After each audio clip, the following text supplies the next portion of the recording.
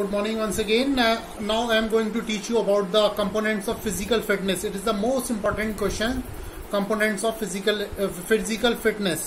Physical fitness ये आपका long question में भी आ सकता है और आपका शॉर्ट क्वेश्चन में भी. शॉर्ट क्वेश्चन में आता है तो आपको शॉर्ट में ही इसकी डिटेल्स लिखनी है और लॉन्ग क्वेश्चन में जब आता है तो आपको स्टेप बाय स्टेप इसको प्रॉपरली एक्सप्लेन करना होगा. और लॉन्ग क्वेश्चन में आपका 5 नंबर में 5 या 4 नंबर में होगा तो उसको आपको एक्सप्लेन करना होगा. इसके साथ अगर आपका शॉर्ट क्वेश्चन में आता है 2 या 3 नंबर का होगा तो इसको आप ज्यादा एक्सप्लेन ना करके थोड़े में भी लिख सकते हैं. तो आपका सबसे पहली चीज आती है आपका components of physical fitness. There are the 5 components of physical fitness. It is the most important things which you have to learn about it. 5 components of physical fitness. ये आपका जनरल नॉलेज में भी क्वेश्चन पुट अप किया जाता है. इंसान के fitness के 5 कंपोनेंट्स कौन कौन से हैं जो उसकी फिटनेस के लिए बहुत जरूरी है. सबसे पहली चीज आती है स्पीड. What is speed? आप किसी भी काम को कितने अच्छे तरीके से, कितने आसानी से और ज्यादा टाइम को लिए हुए, without wasting the time, wasting more time, you can do easily your work is called speed. ये तो आपका वर्किंग एरिया में आ गया. अगर कोई स्पोर्ट्समैन होता है तो उसकी स्पीड पे बहुत बड़ा रोल होता है. उसकी फिटनेस जो है, फिटनेस के लिए उसकी स्पीड बहुत जरूरी है.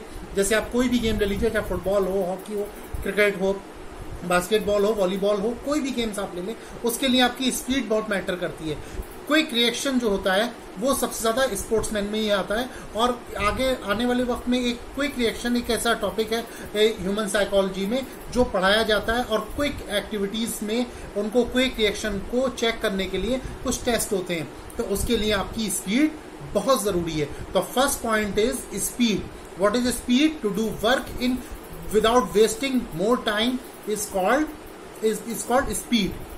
ओके. तो नेक्स्ट पॉइंट आता है आपका सेकंड, स्ट्रेंथ. स्ट्रेंथ क्या चीज है? Strength means power.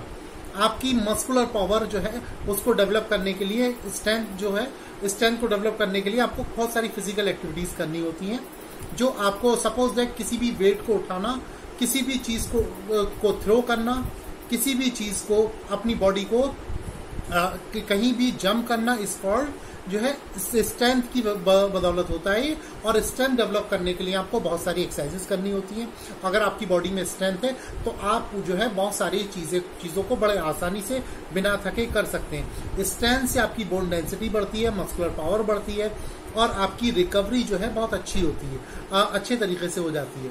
आपको जो एक नॉर्मल पर्सन को अगर इंजरी होती है तो उससे रिकवरी में उसको टाइम लगता है, लेकिन आपके अंदर अगर स्ट्रेंथ है तो आप बहुत जल्दी उसको रिकवर कर जाते हैं. ठीक है. पहला पॉइंट मैंने आपको क्या बताया? स्पीड. दूसरा है स्ट्रेंथ. स्ट्रेंथ यानी पावर. स्ट्रेंथ को डेवलप करने के लिए आपको कौन सी चीज जरूरी है? आपको पुशअप्स है, वेट लिफ्टिंग है, वेट ट्रेनिंग है और आपको आइसोटोनिक एक्सरसाइजेज जितनी है वो आपकी स्ट्रेंथ को डेवलप करने के लिए ये की जाती हैं. अगर एक्सप्लेन करके किया जाए, एक्सप्लेन में आता है 4 नंबर में या 5 नंबर में क्वेश्चन, तो आपको स्ट्रेंथ डेवलप करने के लिए कौन कौन सी एक्सरसाइजेज जरूरी है वो भी आपको मेंशन करना होगा. जैसे मैंने बताया, पुशअप है, आइसोटोनिक एक्सरसाइजेज हैं, स्ट्रेंथ एक्सरसाइजेज जितनी है, वेट ट्रेनिंग है, ये सारी आपकी स्ट्रेंथ को डेवलप करती है. तीसरा पॉइंट मोस्ट इंपॉर्टेंट आता है आपका. पहला आपने पढ़ा स्पीड, दूसरा स्ट्रेंथ, तीसरा इंड्योरेंस. इंड्योरेंस क्या है? आपका स्टेमिना कितना है. सपोज दैट आप कोई भी वेट उठाते हैं, किसी भी चीज को, कोई वेट उठाते हैं, कोई भी ऑब्जेक्ट उठाते हैं, तो ये कहलाता है स्ट्रेंथ. और अगर आप इंड्योरेंस की बात करें तो आप कितनी देर तक उसको उठाए रहते हैं, ये कहलाती है इंड्योरेंस. सपोज दैट आप खेल सकते हैं अपनी स्ट्रेंथ के बल पर, ठीक है, लेकिन ज्यादा देर तक आप अगर अपनी स्ट्रेंथ को मैनेज किए हुए हैं तो ये कहलाती है इंड्योरेंस. स्ट्रेंथ को कंटिन्यूटी देने के लिए आपको इंड्योरेंस की जरूरत पड़ती है. इंड्योरेंस बढ़ाने के लिए आपको रनिंग है, जॉगिंग है, बहुत सारी एक्सरसाइजेज हैं जो आपकी इंड्योरेंस को बढ़ाती हैं. और आपका स्लो रनिंग जो होती है आपकी स्ट्रेंथ बढ़ाती है, आपकी ब्रीदिंग कैपेसिटी को डेवलप करती है और आपके ब्लड सर्कुलेशन को बहुत अच्छा करती है. तो सपोज दैट एक नॉर्मल पर्सन अगर कोई भी गेम खेलता है वो बहुत जल्दी थक जाता है और एक प्रोफेशनल प्लेयर ज्यादा देर तक, काफी देर तक नहीं थकता. तो किसकी वजह से? क्योंकि उसके अंदर इंड्योरेंस होती है. इंड्योरेंस को स्टेमिना भी कहते हैं. ठीक है.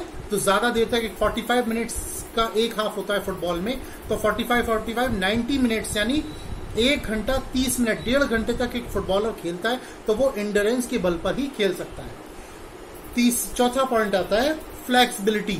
तो फ्लेक्सिबिलिटी क्या चीज है? फ्लेक्सिबिलिटी आपकी बॉडी कितनी फ्लेक्सिबल है, कितनी ज्यादा लचीली है आपकी बॉडी, कितनी ज्यादा फोल्ड की जा सकती है, कितनी ज्यादा स्ट्रेस आप झेल सकते हैं अपनी बॉडी से, कितनी फ्लेक्सिबिलिटी से आप किसी भी एक्टिविटीज को कर सकते हैं। उसके लिए आपके फिजिकल फिटनेस के लिए फ्लेक्सिबिलिटी बहुत जरूरी है। और फ्लेक्सिबिलिटी डेवलप करने के लिए आपको स्ट्रेचिंग एक्सरसाइजेस करनी होती है जो आपकी जॉइंट्स को फ्लेक्सिबल बनाने के लिए, आपकी मसल्स को फ्लेक्सिबल बनाने के लिए स्ट्रेचिंग एक्सरसाइज होती हैं। कूलिंग डाउन में और वार्मिंग अप एक्सरसाइज में स्ट्रेचिंग एक्सरसाइज इंक्लूड की जाती हैं, वो आपकी फ्लेक्सिबिलिटी को बढ़ाती हैं। और जितनी आपकी बॉडी फ्लेक्सिबल होगी उतना ही आप अच्छा परफॉर्म कर सकते हैं अपने गेम्स में। किसी भी गेम्स में आपकी फ्लेक्सिबिलिटी अगर अच्छी है तो बहुत अच्छा परफॉर्म कर सकते हैं। फ्लेक्सिबिलिटी अगर आपकी अच्छी है तो आप अगर ठोकर लग के या खेलते में गिर जाते हैं तो अपनी बॉडी को बहुत जल्दी रिकवर कर लेते हैं और बहुत ही जल्दी विदाउट एनी इंजरी आप दोबारा से खड़े हो जाते हैं। तो ये आपकी फ्लेक्सिबिलिटी के ही बलबूते पे हो पाता है। ठीक है। और 5वां पॉइंट आता है आपका जो मोस्ट इंपॉर्टेंट है, वो है कोऑर्डिनेशन। इसको न्यूरोमस्कुलर कोऑर्डिनेशन भी कहते हैं। और न्यूरोमस्कुलर कोऑर्डिनेशन एक स्पोर्ट्समैन में बहुत जल्दी डेवलप होता है। और अगर आप डिफेंस में भी कहीं जाते हैं, डिफेंस में परफॉर्म करते हैं, तो स्पोर्ट्समैन को ज्यादा प्रीफरेंस मिलता है, इसलिए क्योंकि उनकी न्यूरोमस्कुलर कोऑर्डिनेशन की जो एबिलिटी होती है वो बहुत अच्छी होती है। फॉर एग्जाम्पल, मैं आपको अगर एक क्रिकेट प्लेयर कर दूं, अगर आप बैटिंग कर रहे हैं तो आप बॉलर के हाथ से बॉल छूटने के बाद आप डिसाइड करते हैं कि इस बॉल को आपको कैसे खेलना है। फ्रैक्शन ऑफ सेकंड में you have to decide how to play this ball. Is that clear? एक फुटबॉल और हॉकी प्लेयर अपने फ्रैक्शन ऑफ सेकंड्स में ये डिसाइड करता है कि मैं बॉल को लेकर जा रहा हूं तो मैं पास करूं, या फिर यहीं से गोल में ट्राई करूं, या फिर अपने जो अपोनेंट प्लेयर है उसको डॉच मारूं। ये सारे जो सवालात उसके जहन में रहते हैं उसको वो बहुत जल्दी क्विक मूवमेंट पर एक वो लेता है, डिसीजन लेता है। तो ये कहलाती है क्विक डिसीजन मेकिंग एबिलिटी जो होती है, ये न्यूरोमस्कुलर कोऑर्डिनेशन से डेवलप होती है। अगर आपका न्यूरोमस्कुलर कोऑर्डिनेशन अच्छा है तो आपकी क्विक डिसीजन मेकिंग कैपेसिटी जो है वो बहुत ज्यादा स्ट्रांग हो जाती है और वो आपकी फिजिकल फिटनेस के लिए बहुत जरूरी है।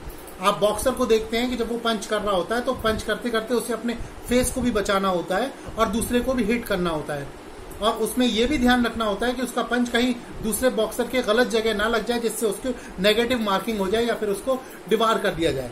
तो ये बहुत सारे जितने भी गेम्स एंड स्पोर्ट्स हैं वो क्विक डिसीजन मेकिंग एबिलिटी जो है न्यूरोमस्कुलर कोऑर्डिनेशन से डेवलप करते हैं।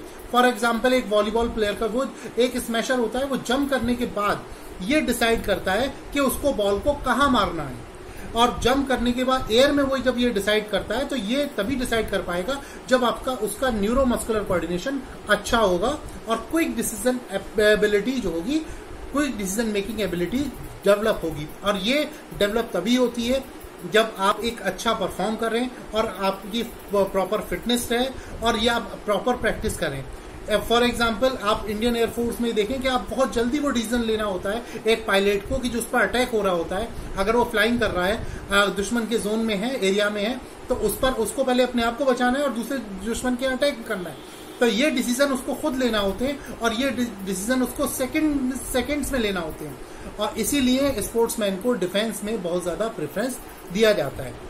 तो मैंने आपको ये इंपॉर्टेंट क्वेश्चन बताया, कंपोनेंट्स ऑफ फिजिकल फिटनेस। तो इसके 5 पॉइंट्स कौन कौन से हैं? Number 1 speed, number 2 strength, number 3 endurance, number 4 जो है आपका फ्लेक्सिबिलिटी, नंबर 5 कोऑर्डिनेशन। इसको न्यूरोमस्कुलर कोऑर्डिनेशन भी कह सकते हैं। Is that clear? इसके अलावा और भी कोई प्रॉब्लम हो, कोई भी बात हो तो आप मुझसे एक मैसेज के थ्रू कर सकते हैं। मेरे व्हाट्सएप नंबर पर आप मुझे मैसेज करके आप मुझसे क्वेश्चन पुटअप कर सकते हैं। ये जो मैंने आज आपको पढ़ाया है इससे रिलेटेड मैं आपको क्वेश्चन दूंगा, वो क्वेश्चन आपको तैयार करने हैं। आपको शॉर्ट आंसर टाइप क्वेश्चन में होगा तो वो भी आपको लिखना होगा। ये आपको अपनी फेयर कॉपी बनानी है। जो बच्चे अभी न्यू एडमिशन है वो ध्यान रखें कि उनको ऐसी फेयर कॉपी बनानी है। और इससे पहले भी मैं जो पढ़ा चुका हूं उसकी सारे क्वेश्चन आंसर जो मैंने बताए हैं वो आपको लिखने हैं। जब भी उसकी फेयर कॉपी आप तैयार कर लेंगे क्वेश्चन आंसर्स की, और वो कोई भी प्रॉब्लम हो आप मुझसे कंफर्म कर सकते हैं। फिर मैं आपका जब भी कॉलेज ओपन होते हैं तो मैं उसको चेक करूंगा। और ये सारी चीजें आपको एक साथ बना के चलना है। इसके बाद जो प्रैक्टिकल्स होंगे उसके बारे में हम आपको बताएंगे। तो फिलहाल आज के चैप्टर में, आज के क्लास में इतना ही है कि आपको कैसे पढ़ाई करनी है और कैसे क्वेश्चन आंसर की मैं पूरी लिस्ट आपको दूंगा। अभी के आज जो पढ़ाया उससे रिलेटेड मैं आपको क्वेश्चन बताऊंगा, उससे रिलेटेड जो नोट्स हैं वो मैं आपको दूंगा, उससे आपको आसानी से क्वेश्चन के आंसर लिखने में आसानी होगी। अभी मैं आपको कोई ज्यादा क्वेश्चन नहीं दूंगा, मुश्किल से 2-4 क्वेश्चन होंगे, वो आपको लिखना होंगे और लिख के अपने पास रखेंगे। इसके बाद जब नेक्स्ट पढ़ाऊंगा तब मैं आपको क्वेश्चन दूंगा, तो वो भी आपको इसी तरीके से रजिस्टर में मेंटेन करने हैं और उसको लिखना है। Is that clear? Thank you.